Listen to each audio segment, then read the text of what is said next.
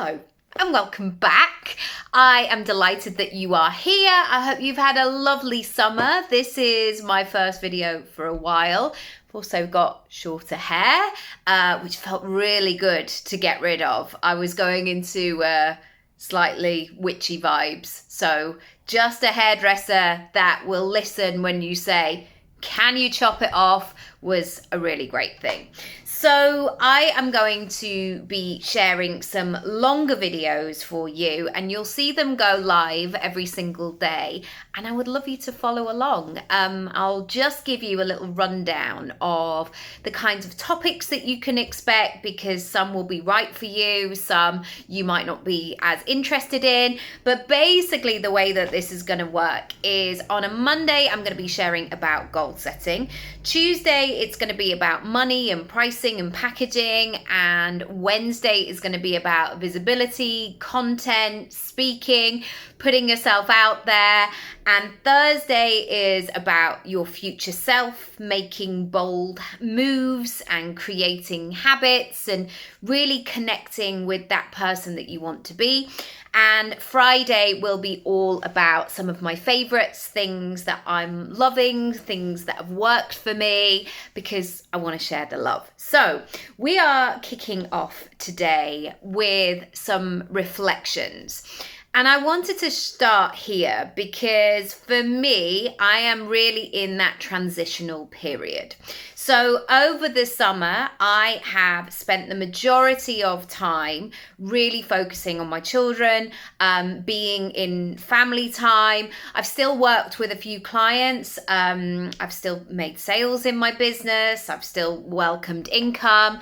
But the majority of my focus has been on being at home and with my children and resting and recharging and all of that great stuff. And that has been a first for me. If you've watched for a while, you will know that it's always been a goal that I've shared.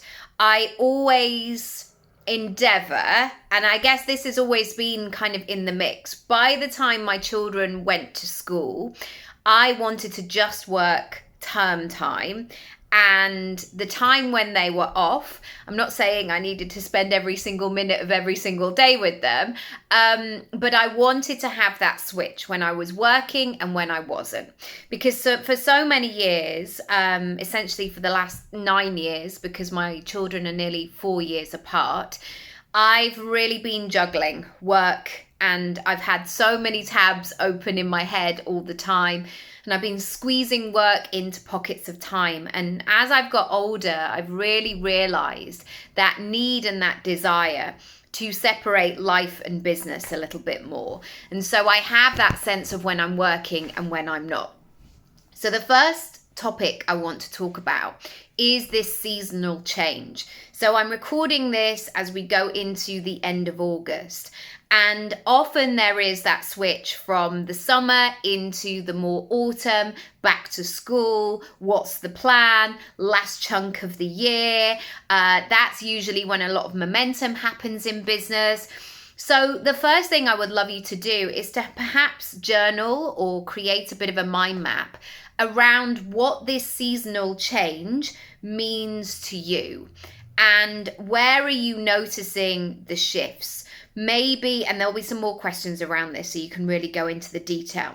But I want you to really take notice of what's been happening. And certainly I have made a note and really acknowledged the fact that this has been the first summer, the first holidays where I've been in that mindset that I've wanted to be in. I really feel like I've recharged, reflected. I've been a great mum, mainly, to my kids. We've gone and done stuff. I felt that financially I've been really stable, and so we could go and do the things that we wanted to do, and that's felt really good. And yes, I haven't taken my children to the Maldives or around the world trip, or bought them a designer wardrobe, or any of these things that you might see on Instagram. But I've really made a shift from like this time last summer to this summer. So the second thing I want you to ask yourself is, where have you made leaps? Now, you might want to choose a timeline that works for you. Maybe it's the last 6 months. Maybe it's this time last year. Maybe it's over the last month. But I want you to recognize where you have made the leaps. And some of the questions underneath here could be, what is something that you no longer think about? Something that maybe you would have had real struggles with. Maybe it would have created worry or distress, or it just felt like it was impossible to be able to create or do. I want you to recognize those things. Secondly, I want you to think about maybe what your 5 years ago self would be really, really proud of. So my daughter turned 5 at the beginning of August. And 2019 for me is one of those years that I really felt like I documented the process, mainly because I was pregnant from November 2018 into August 2019. And I think that's something that happens a lot with pregnancies, is you're really aware of weeks and dates and months and how big or small or tired or sick or whatever you might be. I really feel like I can picture that year. And there's so many other years of my life that I wasn't in tune with as much. But I really have noticed and gone back over, as part of a kind of decluttering process, of some of the goals that I set when I was thinking about how our lives would be. And often we don't do that because we're on to the next thing. And already you might be thinking, where am I going this term? What's happening? What am I doing? All of these things. And actually spending that time saying to yourself, wow, I did it. 5 years ago, I set this goal, and now this is just part of my life. And yesterday we had that moment where we went to East London and to Columbia Road Flower Market. You can check out a little reel on my Instagram. I'll link it down below. But it was such a moment for me. It was very simple. We went to a playground. We got some food. We wandered along this flower market. I got this new bag guy in the back. And it was one of those moments where I thought, oh my goodness, this is what I wrote. This is what I wrote 5 years ago. Also, my daughter turning 5 felt very monumental for me. She's really gone into the next layer and level now. And we don't have a buggy anymore. I'm not taking like loads of different pairs of clothes and nappies. And she's very much in the world. And the two of them, my son is 8, they're in this next chapter. And so thinking about those leaps, not only for them, but who I am as a mum, who I want to be as a business owner, it's been really interesting and important to recognize for myself. So I want you to think about those leaps for yourself. Number 3, where is there still tension? Where are you still tolerating things? Where are the things that are slowing things down? And even if you kind of iron out everything, the whole thing about life is that we are always in a process. We are always growing and then shedding, and we're in that constant cycle. So I'm not saying you're going to get to a stage where you're like, okay, great, I'm done, that's it. But I want you to recognize what has been happening, maybe in your business, maybe in your life, maybe in your health and well-being, maybe your logistics and your organization, and really notice it and notice how it's slowing down. So one of the things for me, for example, was I wasn't organized with food at the end of last term. So I found myself going to the supermarket all the time, like, what are we going to cook for dinner tonight? And I just thought, why am I doing this? This is really slowing me down and taking up precious hours and time going around a supermarket that I could just be a bit more organized about. So those sorts of things I want you to recognize, because it's a case of, as you maybe go into this next growth period, of really trimming things back and deheading some of the old flowers, essentially, so you can make way for the new ones. Number 4, when we talk about goal setting, there is often an emphasis on the big things. Like, I would love to move to the country. I would love to buy my dream car. I want to go to this place. I want to buy some designer shoes or handbag. And it all becomes very big, big, big. And when you are thinking about this next chapter ahead, I want you to think about what you want. This is really important. You know, what's your version of success going forward? But here's another thing which is going to be very useful. I want you to ask yourself what you need. And often when I ask my clients, my customers, this question, the want question is about expansion and excitement and smiley and buoyant and joyous often. And the need question hits much more emotionally. They will have that time where it's like, I don't know what I need, or I do know what I need and I haven't felt that I could ask for it, or I do know what I need, but I'd forgotten all about it. And including your needs in your next chapter is very important, and secondly can be challenging. Because so many of us grew up, especially those who identify as women, being all the things to everybody else. When I look back on my own childhood, I realize how accommodating I was. I was always that person at school who was like, I'll be whatever you want me to be. No problem.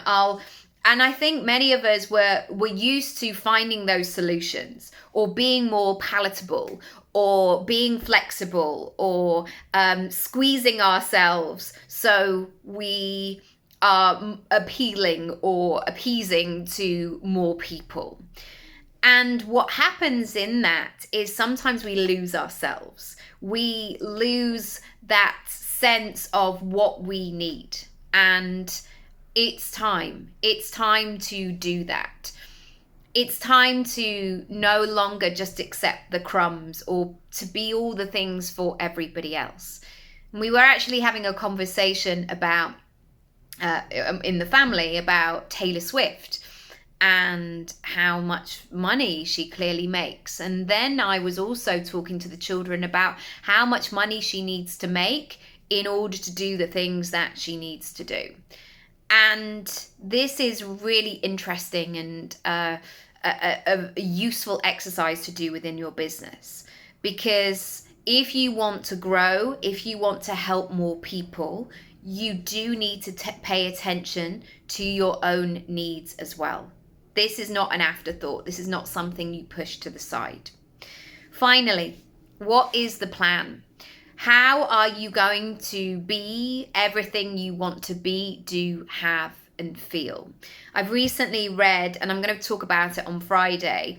It's called The 12-Week Year, and it was a really useful book, and it's going to be a great one for you to read at this time of year, because I think when we start on January the 1st, we have this sense of expansion, and we're going to be able to do all of these things, and this year will be my year. And then suddenly that year kind of gallops away, or it goes slowly in the beginning in the winter months. And then you're like, I've got time. I'll get to that. Maybe I'll start in September. And before we know it, like my son said the other day, oh my goodness, the Halloween things are out already. Somebody was talking about Christmas the other day. And time does move forward. And this book has really helped me reframe and refocus, and to remind myself that I don't have oodles of time. And that's not to scare anybody or, put unnecessary pressure on anything. But We don't have all of the time in the world. We can't just wait. And if you want something, if you want to make something happen, I talk all the time about making it real, making it happen. We have to be the ones to go first and to make a plan and ask those deeper questions. And as much as I love this manifestation question, sometimes it's really reduced to, well, I'll just manifest it. I'll just write it in an envelope and put it away and hope for the best. It's about action. I've shared this story so many times, but it's so useful as a visual. We used to live on a really busy junction. My son was obsessed with buses and traffic, and so we used to watch the traffic and the buses a lot. And so many people would see their friend on the other side of the road, and you'd have to cross 2 crossings to get there. And they would wave, and then the other person would wave, and then they'd do some kind of big gestures and like, are you all right? Yeah, I'm great. And then they came to that realization of, I can't hear what the other person is saying. This communication is not happening. And I used to think again and again, if one of you just goes halfway, you're going to be able to get closer. It's an active decision into making that move going forward.